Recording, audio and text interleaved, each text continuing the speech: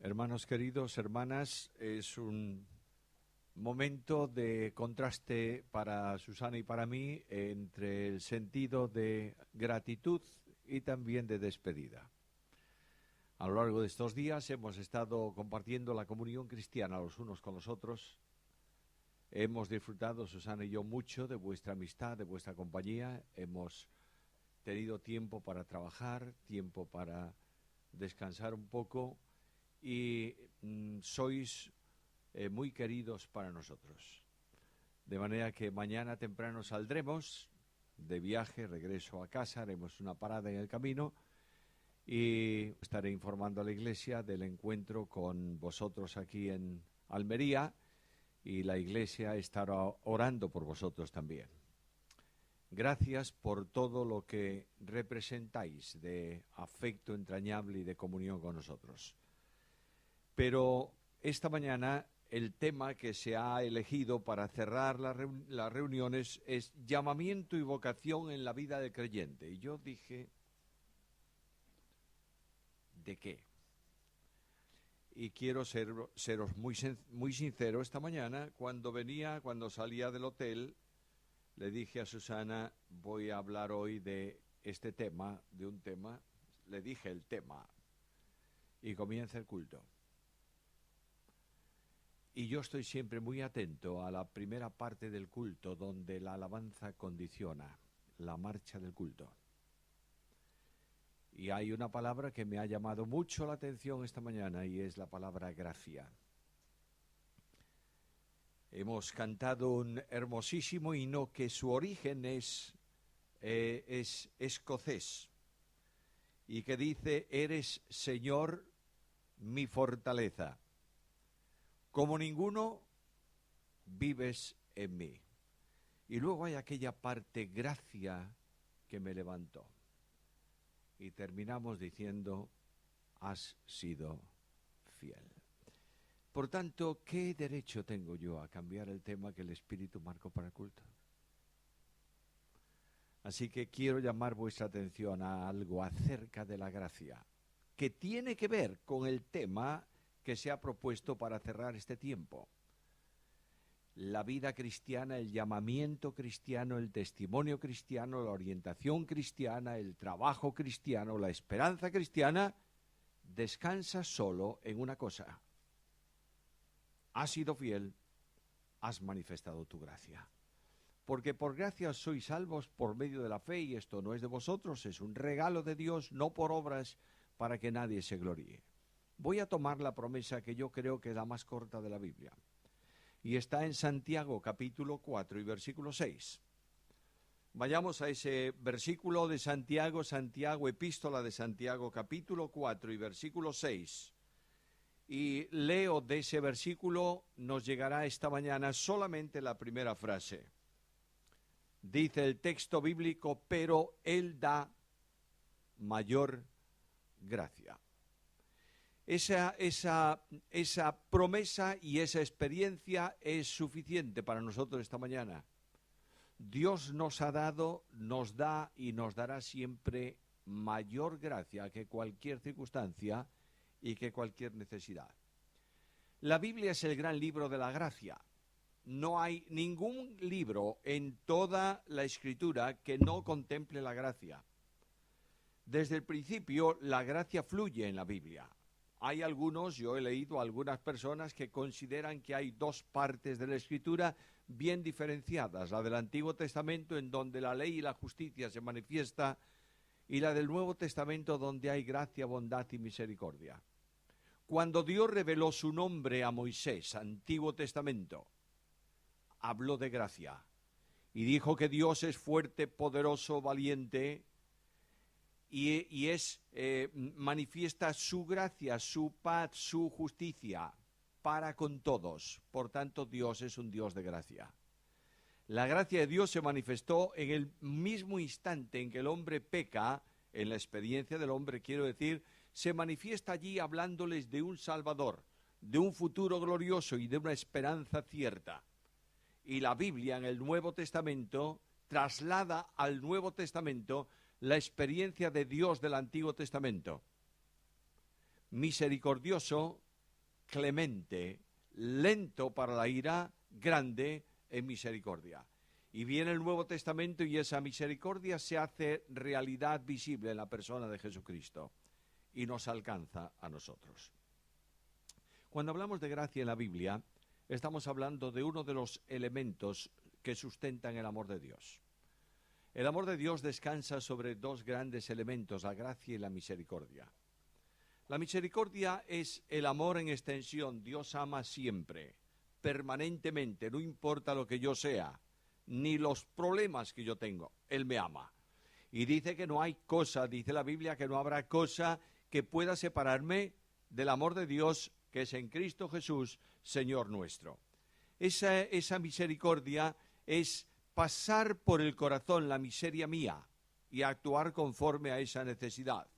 De manera que la palabra misericordia, conocéis todos muy bien de dónde procede, de latín, de dos voces latinas, miserere o misere, que significa miseria, y corcordia, corazón. De modo que la misericordia es pasar la miseria por el corazón. Y cuando tú pasas la miseria de otro por el corazón, tienes compasión de él porque llegas a sentir lo que él está sintiendo. El corazón es el centro del hombre. Jesucristo el Señor, en razón de su humanidad, permite que la deidad sienta y experimente los problemas de la criatura. Y esto genera misericordia necesariamente porque Cristo fue tentado, probado en todo, conforme a nuestras circunstancias, pero sin pecado. Y por esa razón es capaz de compadecerse de los que son probados. Dios no tiene ningún interés en castigarme. Dios se compadece de nosotros. Por tanto, la gracia está ahí en la Biblia, en el Antiguo y en el Nuevo Testamento, pero cuando hablamos de gracia, segundo elemento del amor de Dios, la gracia es el amor que desciende. Siempre que buscas gracia en la Biblia encuentras descenso en su entorno. Pongo dos ejemplos esta mañana, no quiero tomar mucho tiempo hoy.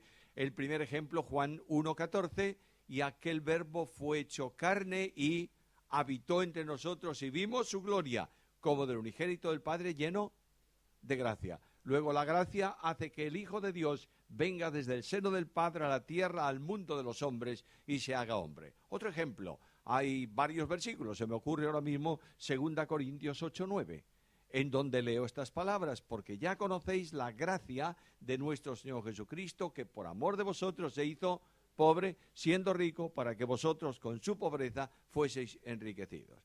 Y ese versículo, que es un tesoro de texto, es también un tesoro de problema. Porque ahí se dice que Jesucristo se hizo pobre. ¿Tú te has preguntado en qué? Cuando Cristo viene al mundo de los hombres, ¿es el unigénito del Padre o no? Pues claro que sí. ¿Y Dios tiene solamente un hijo de esa condición? Sí. Y Dios creó todo, hizo todo en Cristo, por Cristo y para Cristo. Luego, si Él tiene todo, ¿dónde está la pobreza? No, la divinidad se mantiene. Nunca Cristo deja de ser Dios, jamás. Es hombre, pero es Dios. Es Dios hombre. Entonces, ¿dónde está la pobreza? En su humillación. Bueno, pero ¿sigue teniendo todo o no? Bueno, entonces tenemos ahí un problema. Y el problema podemos darle una serie de respuestas semiteológicas que nos satisfarán relativamente, pero cuando hablamos de pobreza en relación con Dios, hablamos de una experiencia infinita en la que Dios no puede dar más porque no tiene más. ¿Cómo es que no tiene más si es infinito? Cuando Dios entrega a su Hijo al mundo para que muera por los hombres, ¿qué más tiene Dios? Ha dado todo en Cristo. Cuando Cristo viene al mundo de los hombres y entrega su vida por los hombres, ¿qué más tiene? No tiene nada. Tú vas por la calle y viene un pobre, llevas 2 euros en el bolsillo. Viene un pobre, le das 1 euro. ¿Cuánto te queda? 1 euro. Viene otro pobre, le das otro euro. Viene el tercer pobre y te pide limosna. ¿Y tú qué le dices? No tengo nada. Y el pobre, que ha recogido algunas monedas en el camino, dice: tengo más que yo. Yo tengo unas monedas, tú no tienes nada. Es que no puedo darte nada porque no tengo más. Cristo viene al mundo y se hace absolutamente pobre en el sentido de que no puede dar ya más, para que tú, a causa de esa entrega, recibas su riqueza y seas enriquecido.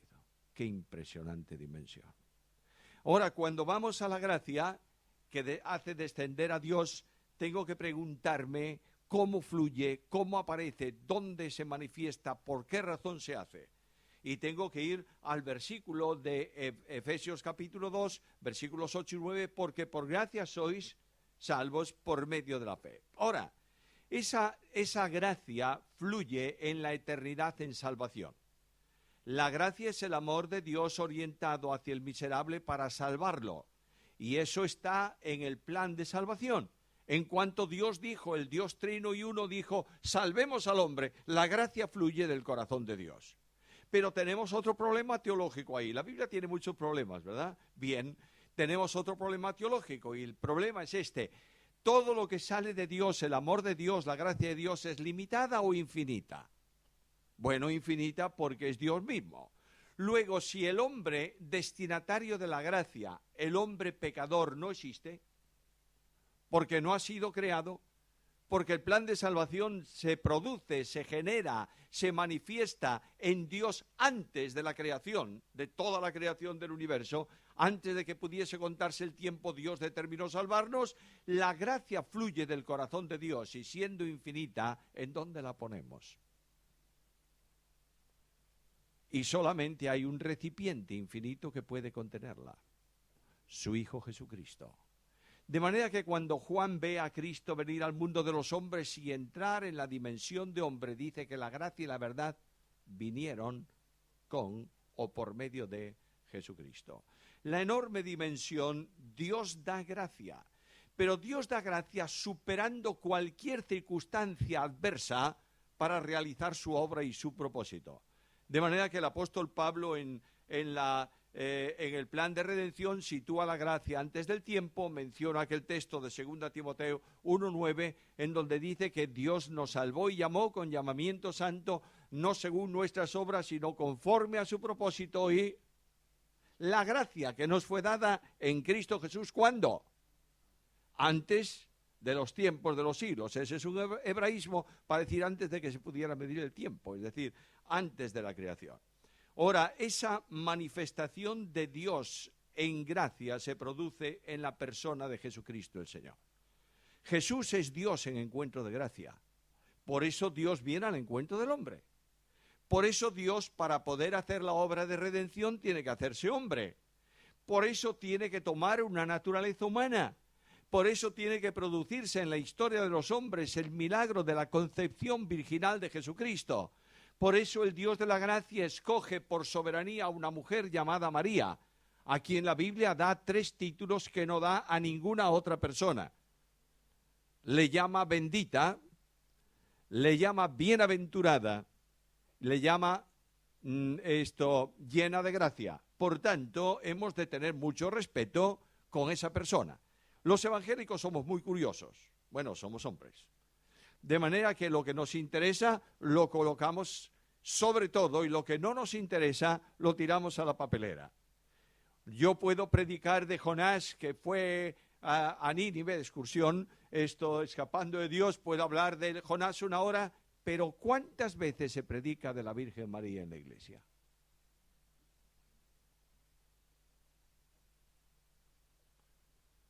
Y recibe 3 títulos importantes. No puedo ponerla en corredención, no. No puedo adorarla, claro que no. No puedo decir que es impecable o que no pecó, no es verdad. Pero lo que tengo es que reconocer quién es. Digo esta mañana, como dice el apóstol, ¿a quién me refiero? A Pablo. ¿Y el resto? Bueno, el resto. Somos únicos. El equilibrio está en la utilización de todo lo que la Biblia dice, ¿no es esto? Bien, pues entonces vayamos también ahí. Pero cuando Dios envía a su Hijo al mundo de los hombres, en misión de gracia, tiene que hacerse hombre. Y ese milagro de la omnipotencia divina por medio del Espíritu Santo permite que el Dios de la gloria, el Dios de la gracia, venga a la experiencia de la criatura. ¿Dios sabe lo que es el sueño o no? ¿Sí? ¿Y cómo lo sabe? Intelectualmente.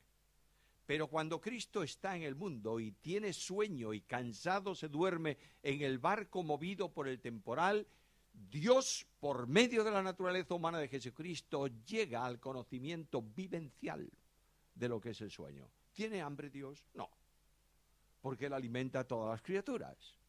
Pero cuando Cristo está en la tierra, Cristo tiene necesidad de comer y Dios sabe lo que la criatura necesita en sentido vivencial. Dios nunca se angustia, es felicidad absoluta, pero cuando Jesús entra en Getsemaní y dice, mi alma está muy triste hasta la muerte, la experiencia humana de Jesucristo conduce a la experiencia de la persona divina en que subsiste esa humanidad, lo que nunca Dios antes en forma experimental había sentido. Y cuando tú ves todo eso, te das cuenta que hay una abundancia superior, enorme, infinita de pecado acumulado en la tierra. ¿Sí o no? Claro que sí. Y Pablo dice que cuando el pecado abundó, ¿qué ocurrió? Sobreabundó la gracia. De manera que la gracia viene con Jesucristo. Cristo es el Dios de la gracia. Cristo es Dios en encuentro de gracia. Y la manifestación de que es Dios en encuentro de gracia la tienes en Lucas 19:10, cuando lees estas palabras. El Hijo del Hombre vino para buscar y salvar lo que se había perdido. Ahora, salvar significa ocupar nuestro lugar en la cruz. Lo cantábamos esta mañana. Esa canción de Gracia Soberana es muy buena en cuanto al contenido de la letra, es fantástica. Dios en Cristo Jesús hace posible la reconciliación, poniendo a su Hijo en desamparo para ampararme a mí. Y esto es algo sorprendentemente grande, y esta es una maravilla de la gracia. Y Cristo viene y Cristo va a la cruz del Calvario y Cristo ocupa mi lugar con un propósito esencial, hacerme libre.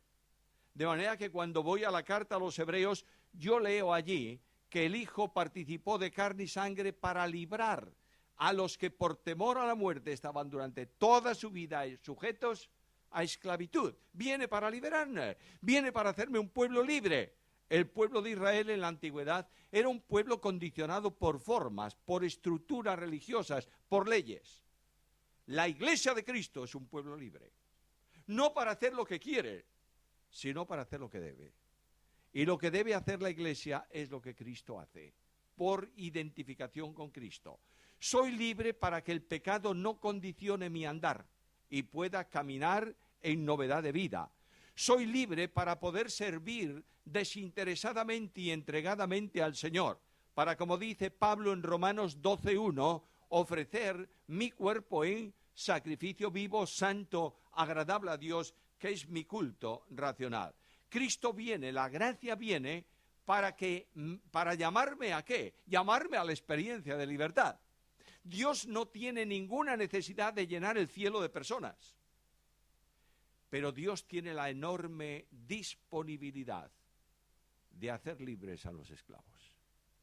Y Jesucristo el Señor dice categóricamente estas palabras: si el Hijo os libertare, seréis verdaderamente libres.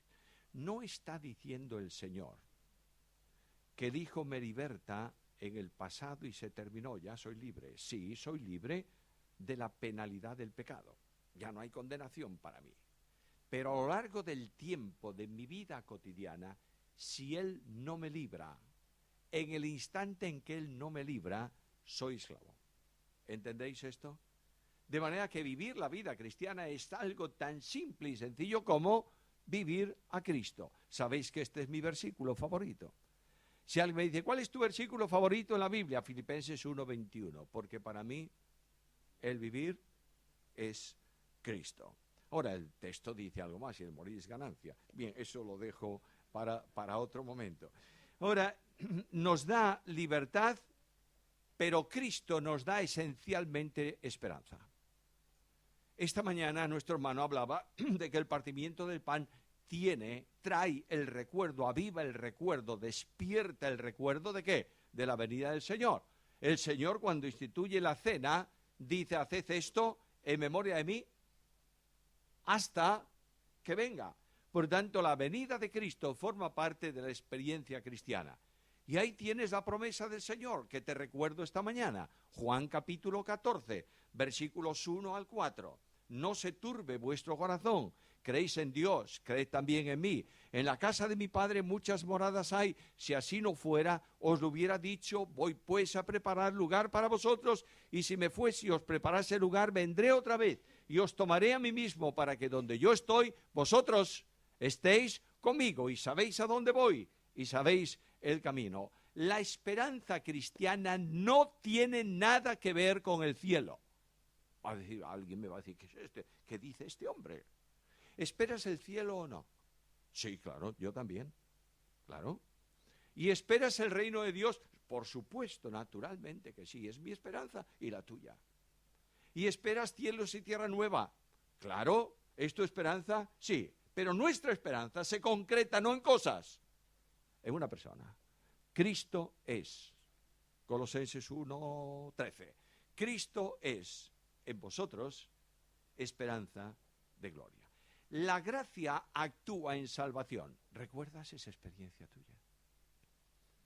No voy a pedir que venga aquí adelante toda la iglesia para contar cómo fue salva, pero el testimonio lo voy a resumir en una expresión, en un relato de un hombre que se llamaba Juan Bunyan, que escribió un libro que se llama El Peregrino. ¿Quién ha leído El Peregrino? 1, 2, 3, bueno, 4, 5, 6, bien. Habéis leído El Peregrino. Juan Bunyan describe el relato de un hombre que sale de la ciudad de destrucción y camina hacia la ciudad celestial. Hay muchas figuras en el libro, pero una de las que más me impresiona es cuando Cristiano sube la ladera de una colina y descubre la cruz de Cristo. Y ahí Cristiano, dice Juan Bunyan, que Cristiano ascendía por el camino de la colina con una carga atada a sus espaldas con cuerdas sobre sus pechos. Y vio la cruz. Y entregó su vida a Cristo. Y automáticamente las cuerdas se abrieron y la carga cayó de sus espaldas, y dice literalmente Bunyan, y rodando por la colina se perdió en un sepulcro que estaba abierto al pie de ella. Cuando Cristiano sintió la libertad en Cristo, ¿qué hizo? Lo que hicimos nosotros esta mañana. Alabar al Señor, ¿o no?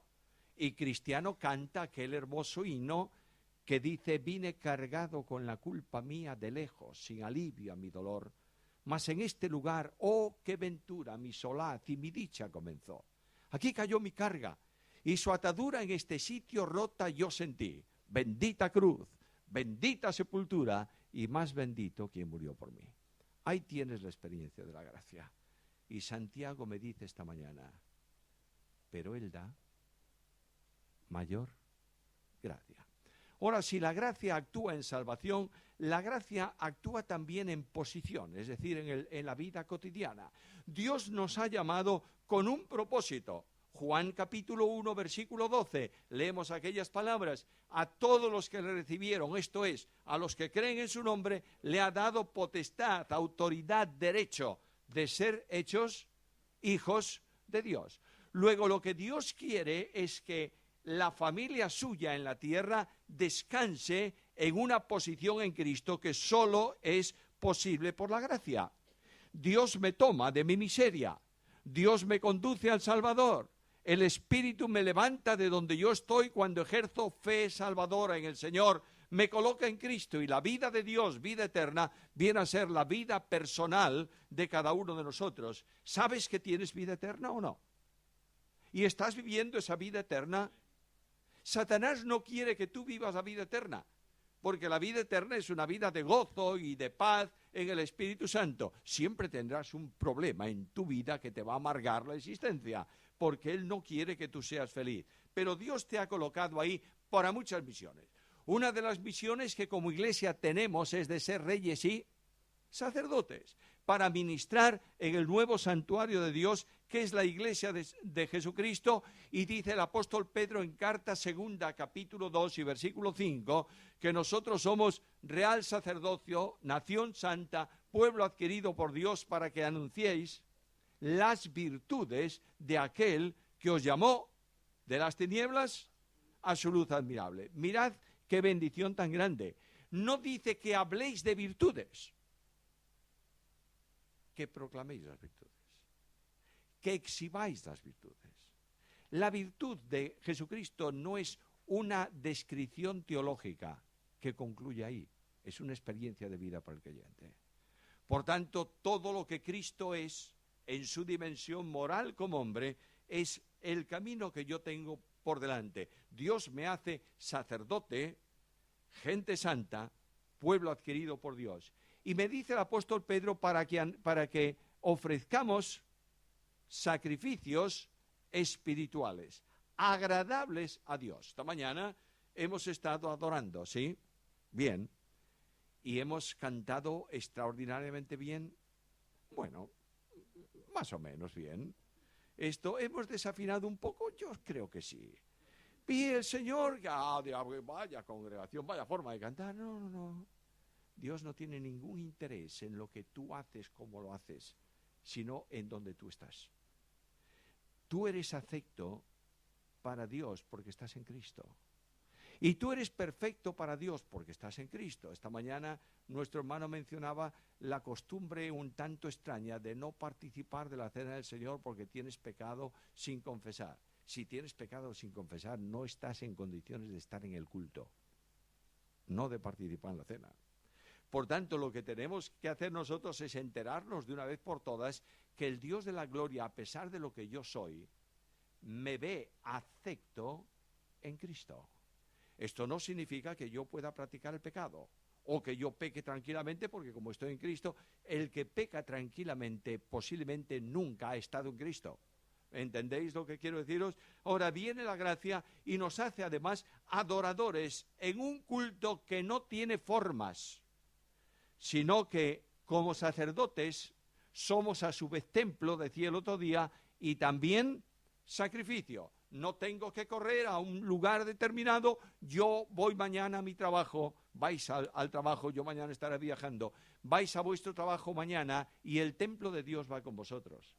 Y el sacerdocio de Dios está en vosotros. Y el sacrificio de Dios sois vosotros. Por tanto, la adoración es continuada, se puede adorar a Dios en cualquier circunstancia, sin necesidad de hacer ningún aspaviento ni ninguna cosa extraña delante de los demás. Mañana estás trabajando. En la medida en que tú estás rindiendo en tu trabajo laboral y viviendo comprometidamente aquello que estás haciendo, estás adorando a Dios, porque estás reproduciendo a Cristo.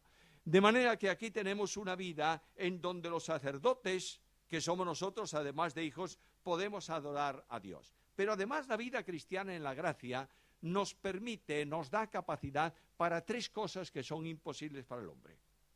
La primera cosa es amar desinteresadamente. Cuando Cristo habla de la dimensión de la iglesia, dicen, esto conocerán, Juan 13:35, en esto conocerán todos que sois mis discípulos, ¿cómo? Pero dice algo más. Ahí en ese mismo capítulo, no recuerdo el texto mismo, pero dice, el mandamiento nuevo es este, que os améis los unos a los otros, así como yo os he amado. Voy a decirlo, gracias, 34. Quiero deciros algo, voy a hacerlo muy práctico esta mañana. Escucha la Biblia. Maridos, amad a vuestras mujeres. Bueno, tengo que amarla, es mi mujer. Un poquito más. Así como Cristo. Barbaridad. Vaya que... Y Pablo le dice, espera, porque no he terminado. Y se entregó a sí mismo por ella. ¿Lo haces? Si no lo estás haciendo, no estás amando. Como Dios quiere que ames. Luego Dios nos ha dado una capacidad de amor para que ninguno busque su propio bien, sino el de los otros. Amar significa entregarte a otro sin tener en cuenta lo que el otro es. Ahí tienes el amor de Dios Dios me amó y por amor de mí viene a mi encuentro y se entrega para que yo sea hijo de Dios, sacerdote y tenga esperanza. Dios te ha dado capacidad para amar. Con tu amor, no, Señor, con su amor. Y en Romanos 5:5 leo estas palabras. El amor de Dios ha sido derramado en nuestros corazones por el Espíritu Santo que nos fue dado. Nota el versículo, por favor. No es que el Espíritu Santo venga y vuelque un poco de amor hasta que te llene el corazón. No, es que lo produce Él dentro de tu corazón. Por eso es un amor desbordante. Es un amor infinito. No dice que ha dado, es que dice ha derramado, ha saturado el corazón de amor, para que el corazón cristiano lata solo en amor y no tenga otro objetivo que amar, y otro propósito que amar, y otro trabajo que amar a los demás. Dios nos ha dado capacidad para amar. ¿La tienes? Dios nos ha dado capacidad para servir, porque nos ha identificado con Cristo, y Cristo es el siervo.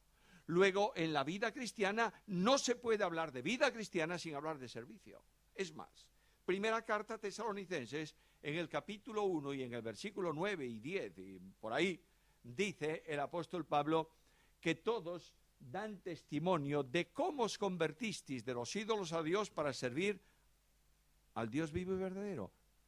¿Leíste el versículo? Dios os trasladó de los ídolos hacia Dios con un propósito. ¿Cuál? Servir al Dios vivo y verdadero. Luego, servicio y vida cristiana es lo mismo. Esto, a veces queremos ser jefes, pero no queremos servir.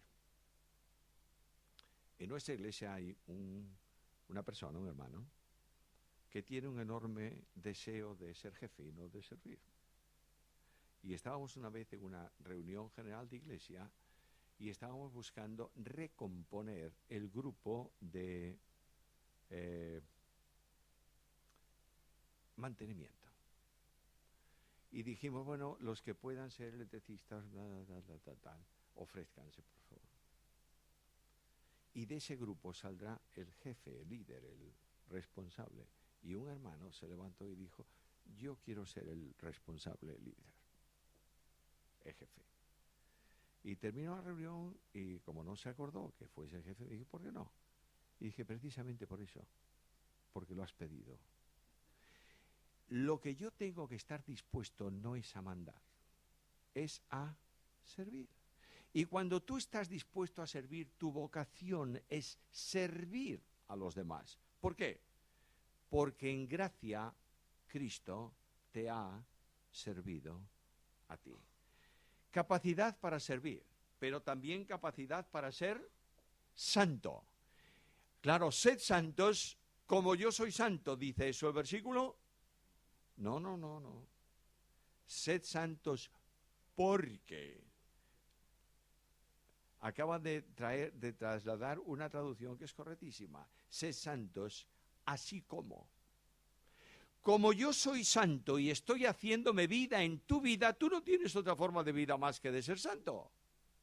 La santidad no es una opción de vida cristiana. La santidad es la única forma de vida cristiana. Ahora, no te equivoques, por favor. Santidad no son cuestiones externas, aunque se manifiestan visiblemente en ellas. Santidad es vivir a Cristo. A veces la santidad tiene que ver, y en mi historia pasada, cuando yo era un niño pequeño, había mucha santidad, ¿cómo diría yo?, normativa. De manera que no podías ir al culto de una forma, no podías hacer esto, no podías ir aquí. Una de las grandes cosas que estaba prohibida, porque no era santidad, sino del mundo, era ir a una cafetería. Te vas a reír. ¿Nunca pasaste por esta experiencia tú? Bueno, pues mejor que no la pases. Pero era pecado ir a la cafetería.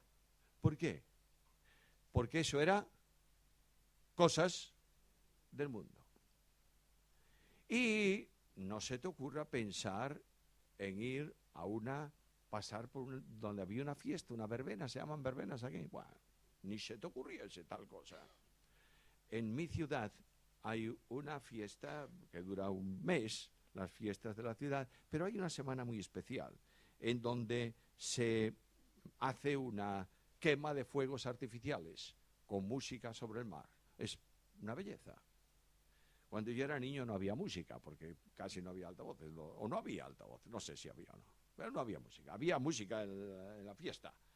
Y un día yo salgo de culto, el domingo, que siempre es un domingo, cuando es los fuegos artificiales, y le digo a mi padre, papá, ¿me llevas a ver los fuegos hoy? Y mi padre me miró desde la torre de su santidad. Y me dijo, no. Y yo le digo, ¿y por qué? Y mi padre me dijo, porque eso es del mundo. Y yo dije, qué raro es el mundo. Qué extraño. 11 menos cuarto de la noche. Golpean la puerta de mi casa. ¿Quién llamaba? El pastor de la iglesia. Mi padre abrió la puerta. Oh, dígame, ¿ay, pasa algo? No. Quiero preguntarle, ¿está usted muy ocupado ahora? No. Entonces, ¿por qué no llevamos el niño a ver los fuegos? ¡Oh! Y mi padre le salieron los ojos de las cuencas. Y le dijo al pastor, ¿y a dónde? Y dijo, ¿y a dónde va a ser? ¿A dónde los ponen? A la feria, a la fiesta. Sí, allí precisamente. Madre mía, yo salí de casa feliz. El pastor me llevaba de la mano y detrás mi padre, arrastrado por mi otra mano, camino. Llegamos allí a la fiesta y el pastor dijo a la gente, ¿me podrían dejar poner al chico un poco más adelante para que lo vea mejor? Me pusieron en el mejor sitio, comienzan los fuegos. El pastor agarró una caña que venía por el aire, la guardó ahí. Luego cuando nos íbamos me dijo, toma para que la lleves de recuerdo. Y terminada la fiesta nos fuimos para casa. Y yo decía, ¿sabes que me gusta mucho más el mundo del pastor que el mundo de mi padre? Esto se traslada a la experiencia de vida. No hagas, ni gustes, ni toques. Y Pablo dice, eso tiene apariencia de piedad, pero niega la eficacia de ella. Entonces, ¿qué es ser santo? Vivir a Cristo.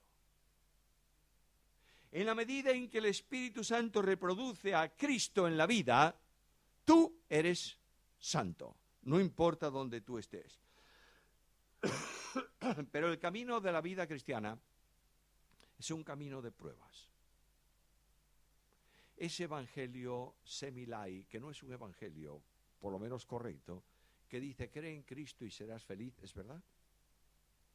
Bueno, vamos a analizar eso, ¿eh? Cuando tú crees en Cristo, la felicidad, el gozo te llena porque tú tienes seguridad de salvación, perdón de pecado. ¿Esto es verdad? Sí. Pero la felicidad en el sentido de que no hay pruebas ni dificultades, no es verdad. Tú has creído en Cristo y has llegado a tu casa esa noche y no tenías un problema y dices a tu padre, mira, hoy he recibido a Cristo, ¿qué es eso? Pues me he entregado a Cristo y un problema gordo en tu casa. Y mañana un problema más gordo en la oficina. Y pasado mañana, joder, pero no te extrañes. Porque Dios te ha sacado del poder de las tinieblas y te ha trasladado a una esfera contraria al mundo, al reino de su amado Hijo. Y Cristo dijo, en el mundo tendréis aflicción, pero confiad, yo he vencido al mundo. De manera, bueno, y en la iglesia, no, en la iglesia, hojuelas con miel, no es verdad. Porque Pablo dice a Timoteo que todo aquel que quiera vivir piadosamente, ¿qué? Padecerá persecución, luego prepárate también. Ahora, toda esta vida de dificultades va acompañada también de problemas cotidianos, en donde Satanás va a intervenir. Viene una enfermedad en tu vida y Satanás va a venir a tu encuentro para decirte, este Dios en el que tú crees no te está tratando como hijo, ¿eh? Es que serás hijo o no serás hijo. Y comienza el gran conflicto de la vida cristiana. Pero el apóstol Pablo me habla de vida cristiana de otra manera, de otra forma. Ni las cosas del pasado, ni las del presente, ni las del futuro, ni ángeles, ni principados, ni potestades, ni lo pasado, ni lo porvenir. ¿Te podrás separar de qué? Del amor de Dios que es en Cristo Jesús, Señor nuestro. Romanos 8:39. De manera que el amor de Dios rodea la vida cristiana en todos los momentos y en todas las circunstancias, incluyendo los conflictos. Cuando tú estés pasando por un conflicto en donde las preguntas surgen y no hay respuesta. ¿Alguna vez te pasó?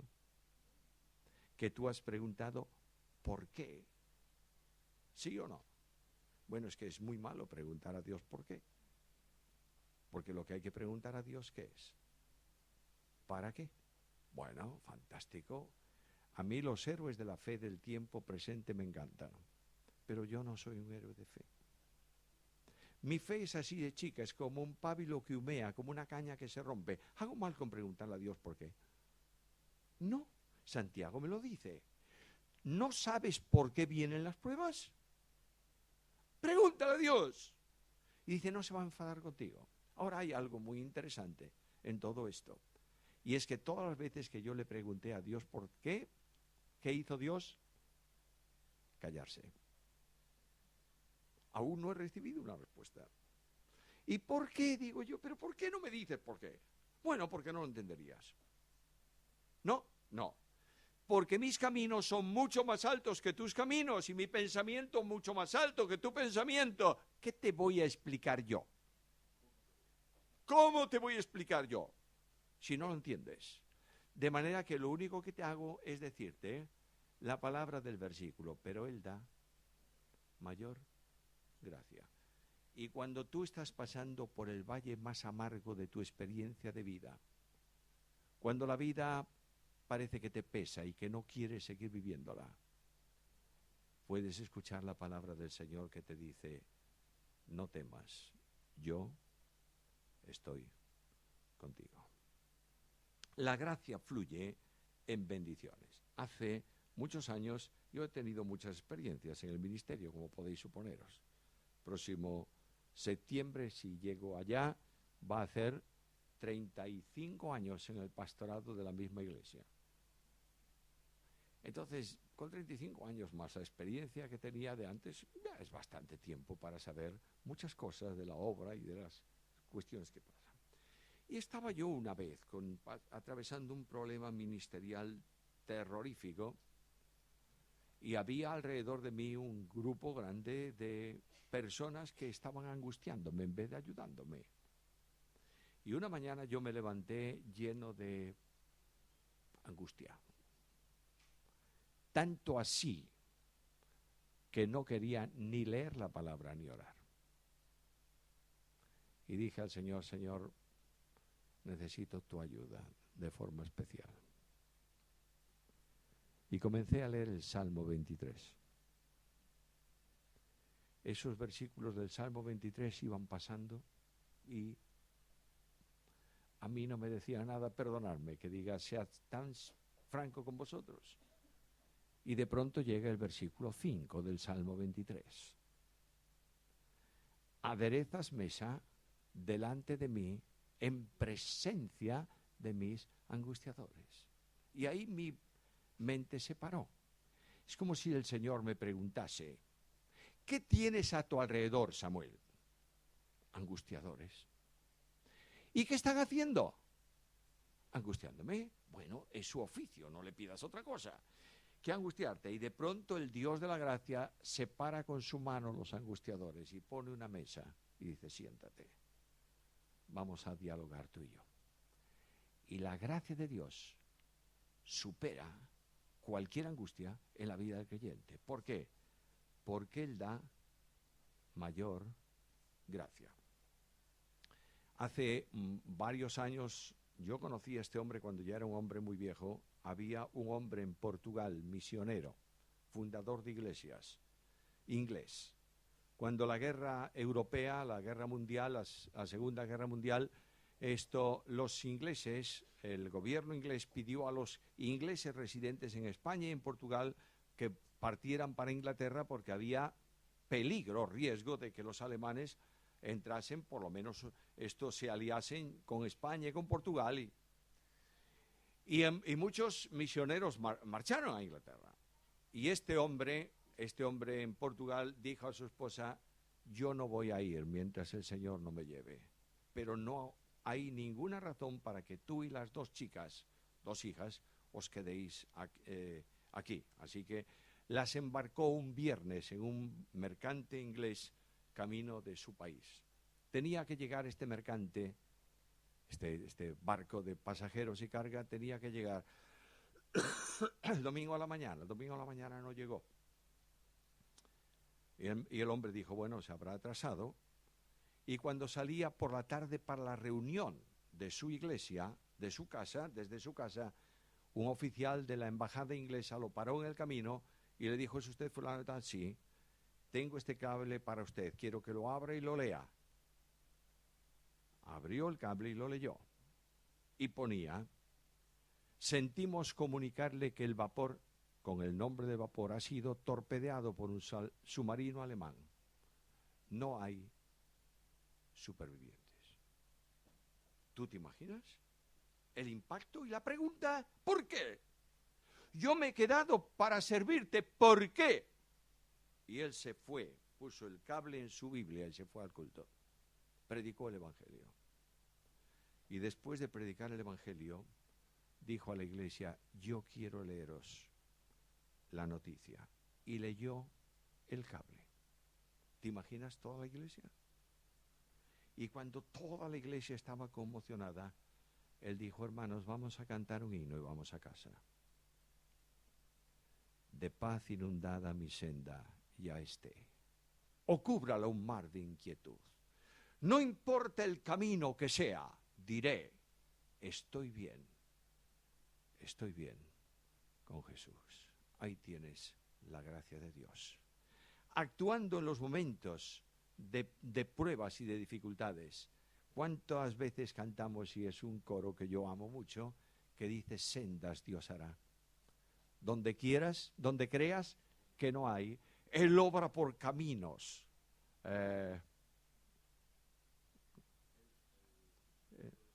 Él obra por caminos que no podemos entender.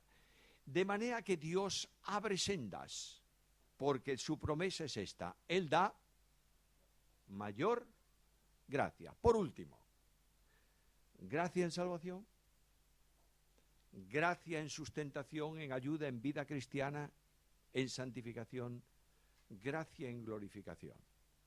La carta primera de Pedro, perdón, capítulo 1 y versículo 13, dice, por tanto, ceñid los lomos de vuestro entendimiento, sed sobrios y esperad por completo ¿en qué? En la gracia que se os traerá cuando Jesucristo sea manifestado. Estamos esperando la manifestación de Jesús. Estamos esperando el cumplimiento del Señor. La Iglesia de Dios está orando desde hace 2000 años y clama en unidad con el Espíritu Santo, ven Señor Jesús, ven pronto. Y el Señor dice, he aquí vengo en breve. Claro, qué cosa más extraña. La brevedad de Jesús es enormemente grande para mí. Bueno, aquí tenemos matemáticos y arquitectos que pueden hablar mucho de ángulos. Yo no tengo ni idea de los ángulos. Un ángulo es teóricamente una proyección desde un punto de dos rectas que se prolongan. Cuando tú estás, cuanto más arriba vayas de ese ángulo, más distancia hay que recorrer para llegar de un punto al otro en la parte alta del radio, del ángulo. ¿Me estáis siguiendo? Bien.